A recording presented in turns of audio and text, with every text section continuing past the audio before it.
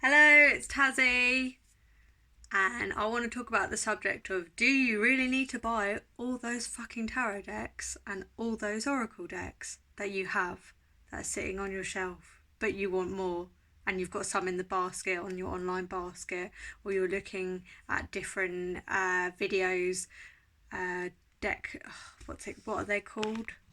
Like deck hauls, etc. So I want to talk to you about this now because I've been assessing this myself for the last 2 months, and I haven't bought a new deck in a roughly about 2 months now, maybe even 3 months. And I want to share with you my insight from someone who has been reading tarot and oracle for roughly 8 months now, and what my realizations have been over the last 8 months. So when I first started reading tarot and oracle, I bought loads of decks, and I was very fortunate enough to still be working during the beginning of the lockdown, during the beginning of the pandemic, in England, which was March. So I wasn't going out and I was still working, so I had a lot more money spare. And with this spare money, I spent it on tarot decks, oracle decks, tarot books, tarot courses, tarot lessons, and I probably, from the beginning of my intensive study, which started in March, to now, which is in October, I'd say I've probably spent close to £1,000 on decks, books, and classes and e-courses on tarot and oracle. And when I think about the amount of money that I spent on it, actually makes me feel a little bit sick, because I could have spent that on that could have been like a third of my car payment that I would have put down and taken off my debt for my car. But instead I spent it on all these things that in hindsight I don't actually really think that I needed. So this video isn't a video to shame you about buying all the decks that you bought or continue to buy. It's just something to think about, as when you're mindlessly buying decks with money that you may or may not have, or money that you may be struggling to find, and you're justifying it in some way. And this video isn't for everybody, because some people buy tarot decks and oracle decks as therapy, and who am I to tell you to not have your therapy. But sometimes I think that we do just get into like there's a more shadowy reason why we keep buying the decks. So what I've learned now is that I actually only read with one deck, and that's the Rider-Waite-Smith deck, which can cost you £10 to £30 English, and that's predominantly the only tarot deck I work with. But I do work with my more artsy indie decks when I do collective readings, when I do collective readings, and when I do shadow work for myself, because I do find some of my decks are, because I'm an artistic person, I have an artistic mind, I have an artistic brain, they bring out different emotions for me. So I'm not saying that my other decks are not worth having, because they are worth having, and I'm glad that I do have them. But predominantly I actually only read with my Rider-Waite-Smith deck, and this is because I'm still new to tarot. I am still learning. Like, I've only been learning for 8 months. Some people have been learning for years and years and years, and you are always learning. But most of the learning resources on tarot are based on the Rider-Waite-Smith, and most of the tarot decks that are actually on the market at the moment are based on Rider-Waite-Smith. You might not read with Rider-Waite-Smith, you might read with other methods like Marseille and Thoth. So this might not be what you need to hear. But yeah, so I only predominantly read with my Rider-Waite-Smith deck, and with my Oracle cards, I do like having a more wide range of Oracle cards because I do actually use Oracle cards a lot. They're very good for shadow work and journaling, which I do enjoy. That's how I predominantly use them, and I do really like the art for them. So I don't regret all of the decks that I bought, but like if given asked now in my present day if I had bought all the decks that I'd bought, would I have bought them again? Probably no. And that's a question for you. Do you have like loads of decks on your shelf or in a drawer somewhere? And then if they're all laid out in front of you and then somebody said to you, sorry, I'm getting a bit tongue tied here. If somebody said to you, would you buy that deck again? Would you buy that deck again? If you lost that deck, would you repurchase that deck? Or would you gift that deck to somebody if they were looking to start doing Tarot and Oracle? Would you be happy to gift that deck to somebody? Because I've now gifted 2 of my decks away because I don't actually like working with them and I don't actually like using them. So I've actually gifted them to other people. So with all that in mind, and you and I moving forward, we just have to look at the decks that we already have in front of us and question, do we use all of these decks? Would we repurchase these decks if they went missing? And also, if you bought a deck like a month, 2 months or 6 months ago, do you regret that? Would you trade that deck for your money back? And if a lot of those decks that you would say, yeah, actually I would rather have my money back than keep that deck, then you have to go forward thinking, when you're buying new decks, are you going to think the same thing about the deck that you just bought?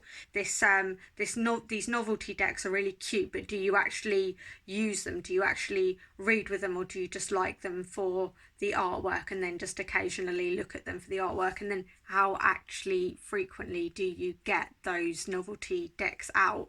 I haven't got any novelty decks because I knew that I wouldn't use them, but I have got more abstract decks such as the Muse Tarot deck that I very rarely ever use because I, in my own practice of tarot, don't feel like they're the more abstract ones are actually helpful for me.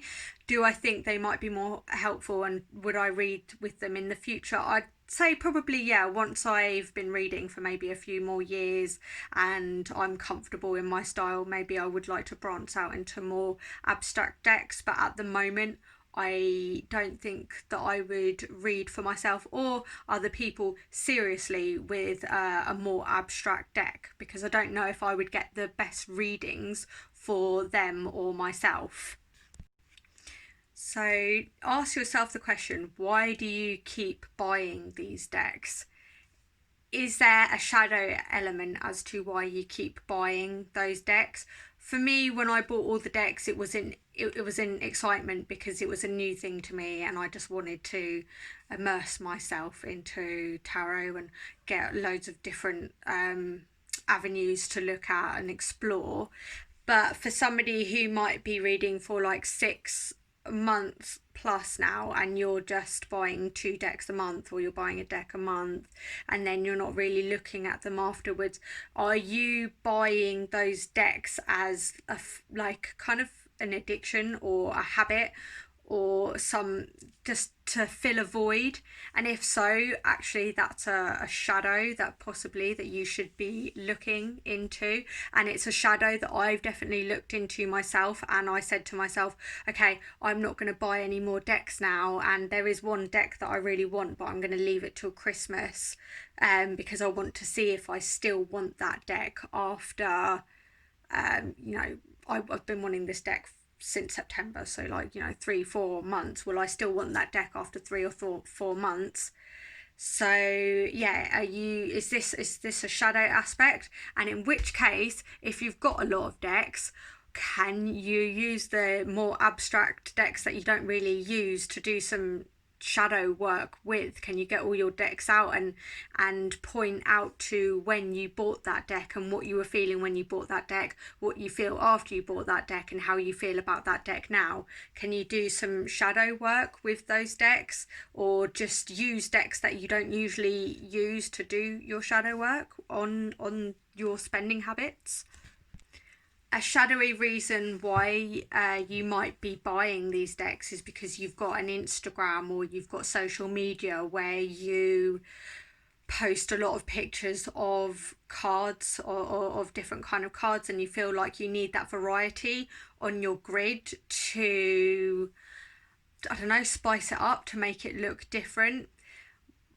In this case, myself personally, when I look at other people's Instagram grids, when I see the same tarot deck used, the same tarot and oracle deck used again and again and again and again, actually that just makes the grid look quite like neat and unified and quite tied together. And the same repeating pattern, it does actually look really nice on the grid. And when I just see somebody using the Rider-Waite-Smith deck again and again and again and again, I think, oh wow, they're actually really exploring that deck. Or if they use the same other tarot deck again and again and again, I think, oh wow, they're really exploring that deck. That's really great of them. And it just makes your grid look more unified, so you don't actually need to buy lots of different decks to make your grid look beautiful and look different. It doesn't, you don't need to do that. This is from my own opinion, but maybe you should look at the Instagram grids that you look at quite frequently and see how you feel about their grids and what decks they use and how you feel about their decks and how you feel about your decks. So that's something to explore. And also, if you're buying decks just to look pretty on your grid, like you're just buying decks to please other people, which again is another shadow that maybe you should look into. Why do you want to please these other people so much at the expense of your hard-earned cash? So if you really like buying decks and this video has got you thinking, maybe you should think about setting yourself limits. So maybe finish this year and then go into 2021 and then say, okay, in 2021 I'm only going to buy 5 decks. And that way you can still buy decks, but you're putting a limit on it, and it's making you appreciate the decks that you've got much more because you're not having as much of a turnover, and you can really explore those decks. And lastly, what I wanted to say in this video is, because I've actually had this epiphany myself that I don't need to buy all these decks because I'm not using them, what I've actually done is I've dug out all decks that I've bought and I'm not using, and I'm now using them and I'm really enjoying it. And every time I've probably got about 15 decks of oracle and tarot put together, and every time I get out a new oracle deck or a new tarot deck that I never really use, I don't remember all the pictures on all the cards, so I'm really exploring them all over again, and I'm really enjoying using the oracle and tarot decks, especially the oracle decks, because I really have decided that I only really like reading for myself seriously and others seriously with the Rider-Waite-Smith deck, because it's this is my own personal opinion, but oracle decks I'm really enjoying exploring all the different artworks, and I really enjoy exploring the books that come with them. A lot of people say when you get an oracle deck book, you should throw the book away, and I don't understand that, because somebody put so much work into co-designing the cards with the oracle book. Like there a lot of energy went into that, and you should definitely explore the books and explore the cards together. So if you read for yourself every day, maybe just pick out a new oracle deck every single day, and you've got a whole new set of cards that you don't remember the imagery to, so they are kind of like new to you. And I myself am finding this really interesting. Okay, so that's the end of my little thought process that I thought that I'd share with you. If you found this helpful, give me some love. Thank you very much.